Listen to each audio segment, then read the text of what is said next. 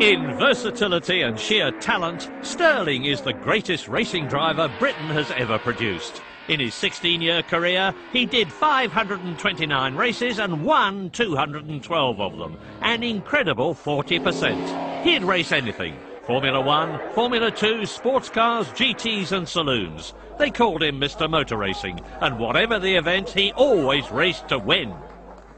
Now, once you get in the cockpit, boy, you're thinking of one thing. You know, you're looking at your instruments, then you're watching the flag, and then you're off. And it's a thing about one man against another man. And that, to me, the interest of racing is the mental battle. Brands Hatch really comes into its own on bank holidays. Well, even if the girls don't like motor racing, give them something to eat. It keeps them quiet. He started winning as a teenager in Formula 3 Coopers and moved on to Formula 2 with HWM. The patriotic Moss wanted to race only British cars, but the lack of a suitable Formula 1 car forced him to buy an Italian Maserati and paint it green. He beat the works cars, so Maserati hired him to lead their team. And in the Italian Grand Prix, until an oil pipe broke, he'd been leading even Fangio.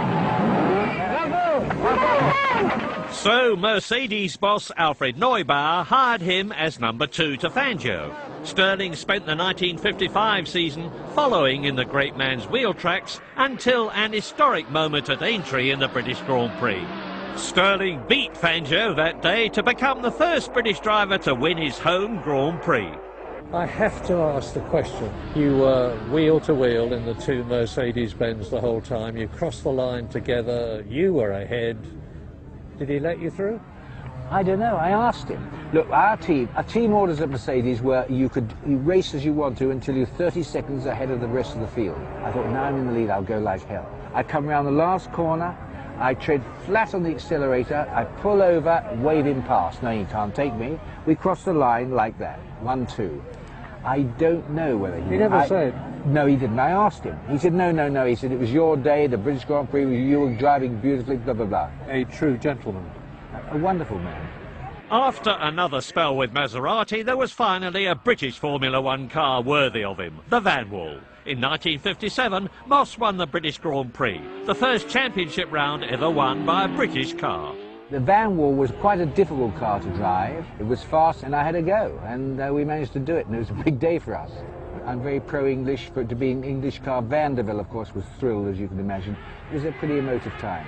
In 1958, Stirling won 4 Grand Prix, but 3 times the Vanwall broke when he was leading. Mike Hawthorne won only 1 round, but even so, Moss missed the title by 1 point. You insisted on driving British. Have you ever regretted that? Because you might have done even better. Oh, I think I would have done it. But no. I mean, I'm British. I love England. It's the centre of the world. Green was the colour I wanted to race with, and England was the country I was representing.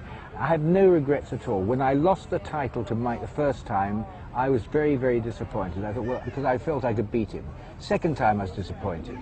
But then you get used to it. And then I thought, well, what's it matter? If I'm the guy they want to beat, if when practice comes in, they say, well, let's see what Moss has done. If that's the thing that mattered, then that made the thing for me. After Vanwall, Moss drove for privateer Rob Walker with 7 more brilliant victories, including beating the shark-nosed Ferraris at Monaco in 1961.